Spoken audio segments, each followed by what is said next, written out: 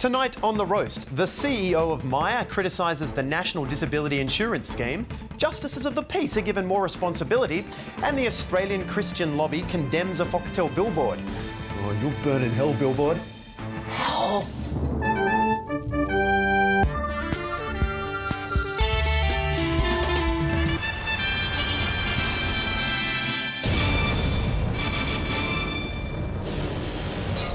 First up tonight, Myer Department Store has come under fire after its CEO, Bernie Brooks, criticised the proposed Medicare levy increase of 0.5%, saying that the less than $1 a day it would cost Australians is something they would have spent with us.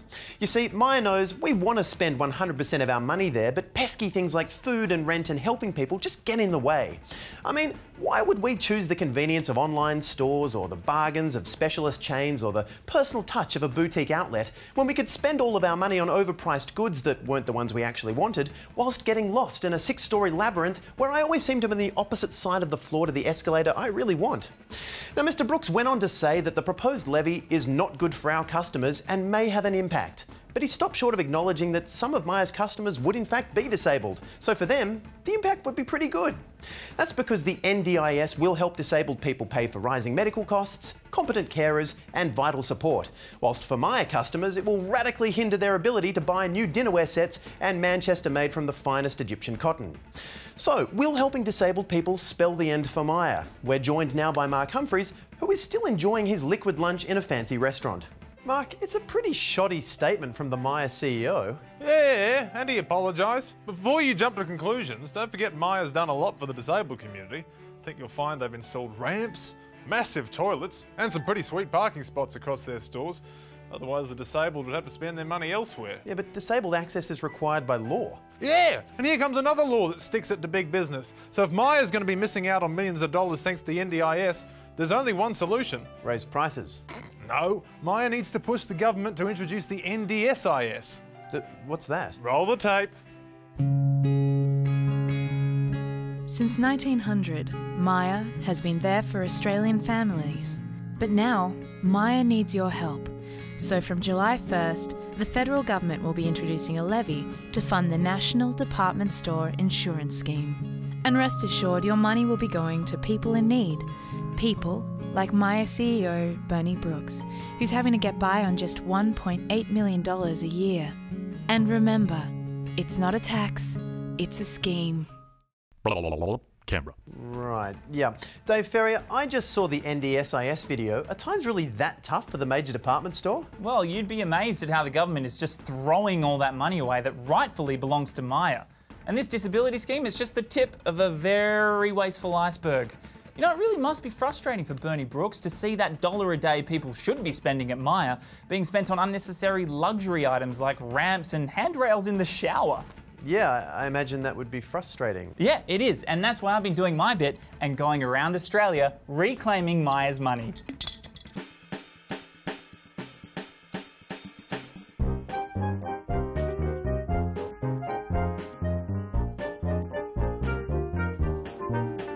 That's Myer's.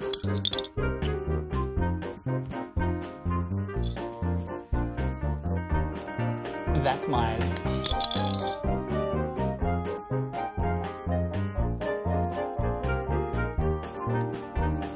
That's Myer's. You stole from a homeless person? He would have spent it at Myer anyway. Moving on, and earlier today, the Queensland Government passed changes that would allow Justices of the Peace to play greater roles in the justice system, meaning that tonight, all over Queensland, post office workers, pharmacists and librarians are telling their friends, yeah, I'm a lawyer. Now, the changes were championed by Queensland's Attorney-General and Minister for Justice, Jared... little help? Yes, Jared Boulanger, who said that this 6-month pilot program would use the skills of Justices of the Peace to come up with common sense solutions to minor civil disputes. Now, the plan is designed to free up the court system from small disputes of up to $5,000 and will require 2 JPs to sit on every matter, with one needing to be legally qualified, whilst the other can just be your everyday Justice of the Peace, or what the Queensland JP website calls old-style JPs. Yeah, they're old school, man. Retro justice. Habeas corpus shizzles. And of course, anyone can become a JP so long as they meet 4 simple criteria.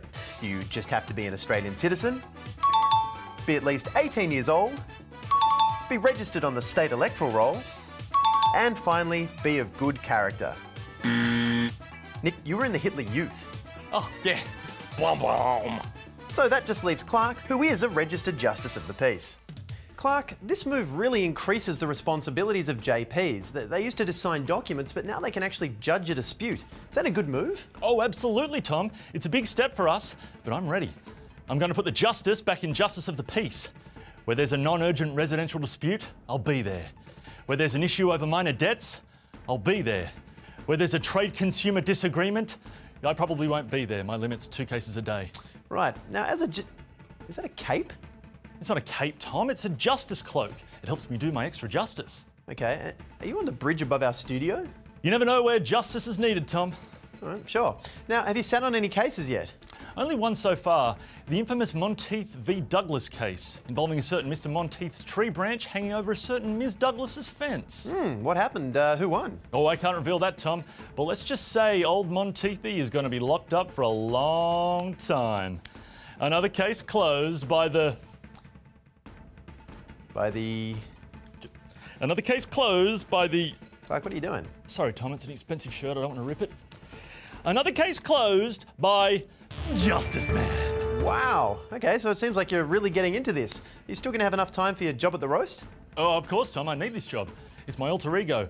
Clark Richards, mild-mannered reporter by day, Justice Man also by day, usually on my lunch break. Oh, I gotta go, Tom.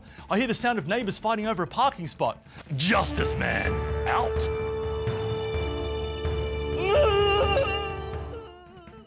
That's a shame. And finally tonight, the Australian Christian Lobby says that Foxtel should be fined for erecting a billboard in Sydney depicting an act of bestiality. Now, the billboard shows a pivotal scene from the British comedy Black Mirror, in which a fictional Prime Minister is blackmailed into saving the life of a kidnapped British royal by having sex with a pig. So if you want to be annoyed at the sign, start with the fact that it gives away the climax of the whole show.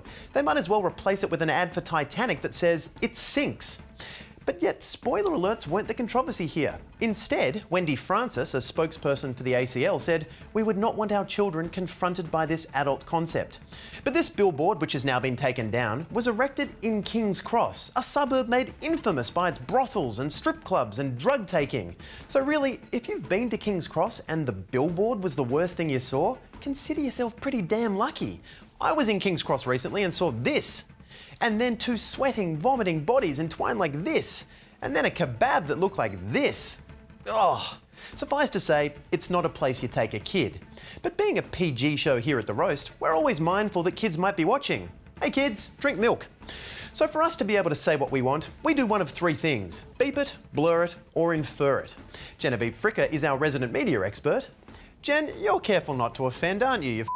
So were you offended by this billboard? Absolutely. This ad is nothing more than a blatant attempt to shock and offend. The imagery is not appropriate for a public place, it tells us nothing about the show, and Foxtel must have known it would get pulled down. If someone hadn't beat me to it, I would have complained about it myself. Okay, so you agree with the Australian Christian Lobby's calls to take it down? The ACL complained. Yeah. Well, in that case, I think it's the greatest sign that ever existed. Leave it there. But you were absolutely offended by it just a few seconds ago. But now I know the ACL doesn't like it. I think we should put up more. Maybe a couple in front of their headquarters. Maybe swap it with the Coke sign. Just chuck some lights behind it. Let's get it flashing. Just meters by meters of sweaty man on pig action towering over the ACL. Blow it up real big so you can see it from space. Then we'll put up new signs with bigger pictures and more pigs. Yeah, well, for more on how the ACL views advertising, we're joined in the studio by Nick Richardson. Nick, why did the ACL have such a problem with this particular depiction of a man and an animal? I don't know, Tom. The ACL thinks kids will find this confronting, but when a kid looks at this billboard, they don't see sex. Kids don't think like that. This is that billboard, seen through a kid's eyes. Okay, that's just a man standing next to a pig. Exactly, completely non-sexual. They don't think a man standing next to a pig means sex. It takes my up adult mind to make that connection. But the ACL are even more up than me. They think smoking is healthier than gay marriage. So when they look at this billboard, they see this. Oh wow, yeah, that is definitely scarier. Yeah, now take a look at a bus stop poster from 2011 promoting safe sex that was also protested by the ACL. Okay, that's just two guys who should practice safe sex. Exactly. When you look at it through a kid's eyes, they're just two dudes having a cuddle. And what does the ACL see? Wow. Yeah, pretty scary stuff. But if the ACL really have a problem with scarring children, maybe they should take a good hard look at this. What's wrong with that? Oh, I'm sorry, that's the version the ACL see. This is what kids see. Oh my God. Yeah. You've been wanting to make that point for a while. Yeah. Yeah. Now, Nick, the... Oh, God, Jesus, Clark, you all right? Justice man out. You're paying for that. Good night.